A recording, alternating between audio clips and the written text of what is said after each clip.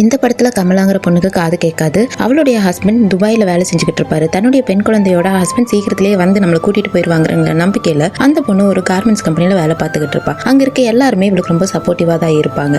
ஆனாலும் ஹஸ்பண்ட் அப்பப்போ நினைச்சு இவ ரொம்ப அழுதுகிட்டே இருப்பா. ஒரு நாள் அப்படிதான் அழுதுகிட்டு இருக்கும்போது இவ அழுகையை கேட்டு அங்க இருக்கக்கூடிய ஒருத்தர், என்னுடைய பையனும் துபாயில தான் இருக்கா, நான் எப்படியாவது நம்பர் வாங்கி தரேன்னு சொல்லிட்டு ஒரு வழியா நம்பரையும் வாங்கி கொடுத்துறாங்க. இவளுக்கு நம்பர் கிடைச்ச உடனே அதை எடுத்துட்டு போய் ஒரு பிசிஓ பூத்துல அங்க இருக்க ஆளை விட்டு பேச சொல்றாங்க. அவரும் பேசிட்டு வச்சிட்டு சீக்கிரத்திலே வந்து அவரை கூட்டிட்டு போயிருவேன்னு சொல்றாரு. அதை கேட்டு இவ சந்தோஷத்துல வீட்டுக்கு வந்து வெயிட் பண்ணிக்கிட்டே இருக்கா. அதுக்கப்புறம் இவ டாக்டர் கிட்ட போய் செக் பண்ணும்போது கொஞ்சம் பணம் செலவு பண்ணா காது கேட்கிற மிஷின் கிடைக்கும்னு நினைக்கிறாங்க.